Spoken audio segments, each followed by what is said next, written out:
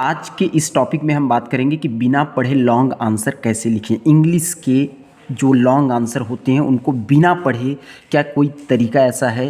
तो आज मैं बताऊंगा बेस्ट तरीका। इससे बेहतर तरीका आपको नहीं मिलेगा, तो आप इसे ध्यान से इस वीडियो को देखिए। और अगर आप नहीं पढ़े हैं तो आपके लिए ये वीडियो बहुत हेल्पफुल हो सकता है, क्योंकि आज के इस वीडियो में हम लोग आपको मैं पूरी तरह से लिख करके ही बताऊंगा कि बिना पढ़े हम आंसर को कैसे लिख सकते हैं। जैसे हमारे पास question number 13, answer the following question in about 75 words any two. ठीक है, तो इसमें से हमको 2 लिखना है। मैं लिख के बता रहा हूँ कि बिना पढ़े आप आंसर को कैसे, वो समरी वगैरह लिख देना, कहीं पैराग्राफ उठा के लिख देना, ये सब ट्रिक अगर आप अप्लाई करेंगे तो नंबर आपको नहीं मिलेगा, क्योंकि कंटेंट चेंज हो जाता है। ठीक है, जैसे पहला क्वेश्चन देखिए कि what could be some of the reason for the migration of people from village to city। अब ध्यान से समझिए, अगर आप इसको लिखेंगे और कहीं से पैराग्राफ उठा के लिख देंगे तो कंटेंट चेंज हो जाएगा। आप क्वेश्चन को पहले समझिए, और समझना क्या है कि इसके वर्ड को देखिए। ठीक है, तो सबसे पहले क्या करेंगे कि इस तरह से लाइन खींच लेंगे, और ये किसका है? सेक्शन डी का। जो हेडिंग आप डालेंगे वो आप ब्लैक से डालिएगा, सेक्शन। ठीक है, सेक्शन डी, क्योंकि सेक्शन डी में पूरा आंसर लिखा हुआ होता है, क्वेश्चन लिखा हुआ होता है। तो क्वेश्चन सेक्शन डी के जो आंसर क्वेश्चन होते हैं उनको हमको सॉल्व करना है। और इसके बाद कौन सा क्वेश्चन है? ये 13 नंबर का है ना, तो यहाँ पे आराम से आपको लिख देना है आंसर नंबर 13। ठीक है, अब 13 का कौन सा आंसर कर रहे हैं? 1, तो यहां लिखेंगे आंसर 1, ये आपको डाल देना है। और इसके बाद ये आप, हालांकि ये हेडिंग आप ब्लैक से करेंगे तो बहुत अच्छा लगेगा, क्योंकि अगर आंसर नहीं आ रहा है तो आपको कुछ ना कुछ ऐसा चीज़ कर सकते हैं जो आपको आता है। क्या आता है कि आप कॉपी को अच्छे से लिख सकते हैं, थोड़ा सुंदर बना के इस तरह से डबल अंडरलाइन करेंगे तो थोड़ा सा आप इम्प्रेशन बढ़ जाएगा, जो कॉपी होगी अच्छी लगेगी, और जो चेक करने वाला होगा वो खुश होकर के नंबर भी देने के लिए सोचेगा, क्या देगा ही। और इसको इस तरह से लिख देना है। अब ऐसा आपको खिचड़ी नहीं कर देना है, ताकि पहले से ही देख के लगे कि अरे ये फिर क्या ही लिखा होगा। तो आपको, अगर जब आप कॉपी को अच्छे से लिखते हैं तो सामने वाला भी सोचता है कि भाई इसको आता है इसीलिए तो लिखा हुआ है। तो इस तरह से आपको अच्छे से डाल लेना है। ठीक है जी, आंसर 1। अब हम ट्रिक पे आते हैं कि क्या करना है।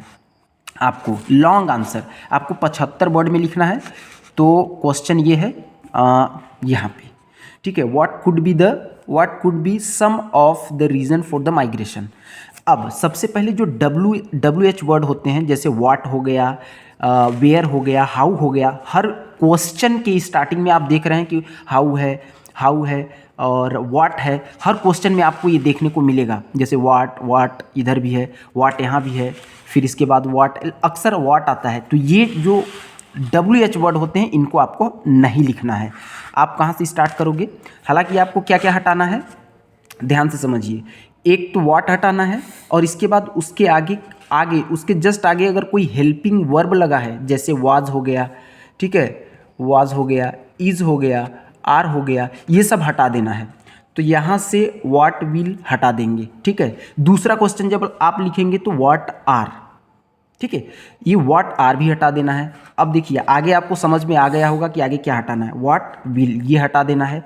ये स्टार्टिंग का मैं बता रहा हूँ, हर क्वेश्चन को इसी प्रकार से आप लिख सकते हैं। व्हाट इज हटा देना है, ठीक है, व्हाट हटा देना है, व्हाट विल हटा देना है, वाई आर हटा देना है। तो ये स्टार्टिंग के जो WH वर्ड होते हैं इसको आपको हटा लेना है, इसको आपको नहीं लिखना है। फिर इसके बाद आप आगे चलते हैं। यहाँ पे आप ये आंसर डाल दिए हैं, और इसके बाद हम लोग चलते हैं क्वेश्चन का आंसर कैसे लिखेंगे। ये आपका क्वेश्चन रहा, what could be the reason. ठीक है, तो व्हाट कुड बी हटा देना है, यहाँ पे ये आपको हटा देना है। ठीक, अब लिखना कहाँ से स्टार्ट है करेंगे कि व्हाट कुड बी हटा के आगे से। ठीक है, अब देखिए some of the reason, some of the reason ठीक है, reason for the migration, for the migration, ठीक है, ऑफ पीपल, ठीक है, people from village to city, ठीक है, फ्रॉम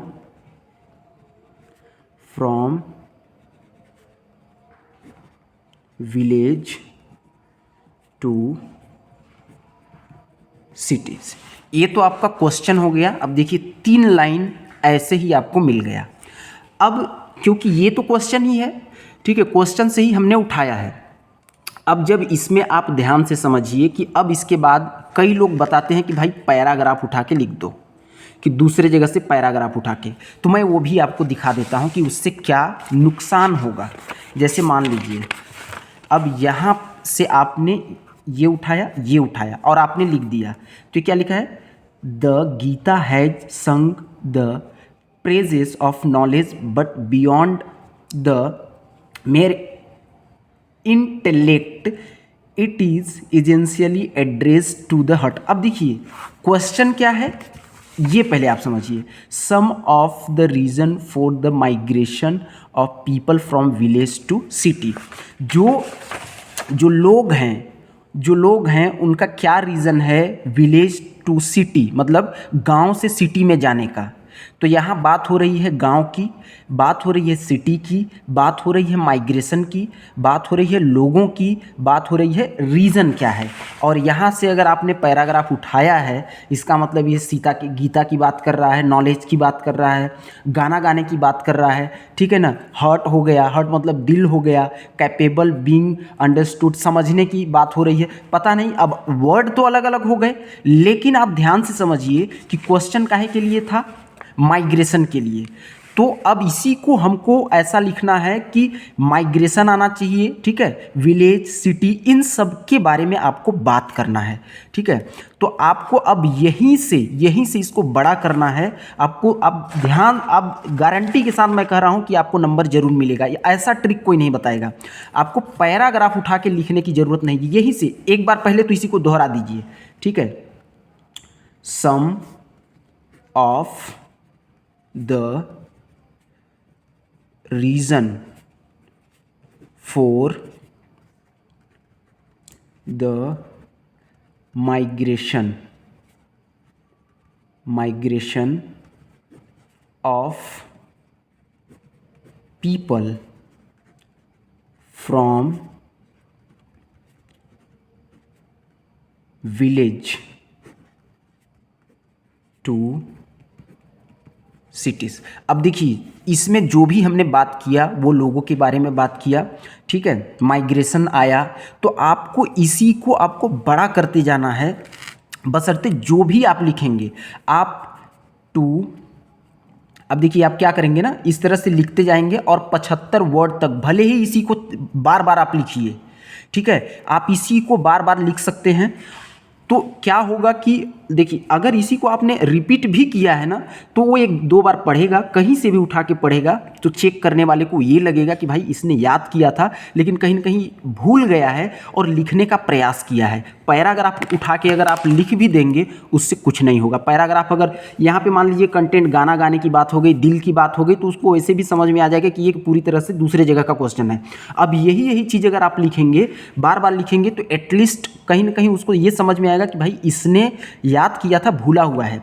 तो आपको इसी को बार बार, अगर कुछ नहीं आ रहा है, सेंटेंस बनाते आपको नहीं आता है, आपको बिल्कुल भी अगर आप नहीं पढ़ें तो इसी को बार बार रिपीट कर दीजिए, आपको नंबर पूरा नहीं तो आधा जरूर मिल जाएगा, ठीक है। और फिर लास्ट में मैं ये कहूँगा कि भाई ये ट्रिक सिर्फ उन लोगों के लिए है। आप इसी, लेकिन एक बात ध्यान रखिएगा ना, इसको 75 वर्ड तक आपको लेके जाना है, कंटिन्यू 1 पेज आपको लिख देना है और यही चीज़ लिख दीजिए। तो नंबर आपको अगर 3 नंबर 4 नंबर का है तो 2 नंबर जरूर मिलेगा। और फिर लास्ट में मैं ये कहूँगा कि अगर आपके पास टाइम है तो प्लीज़ आप पढ़ाई कीजिए। ये ट्रिक सिर्फ उन लोगों के लिए है जो बिल्कुल नहीं पढ़े हैं, ये ट्रिक उनके लिए बिल्कुल नहीं है। जो भाई पढ़ने वाले स्टूडेंट हैं तो आप लोग ध्यान से समझिए, अपने हिसाब से देख लीजिए कि आपको पढ़ना है या ये ट्रिक से चलना है।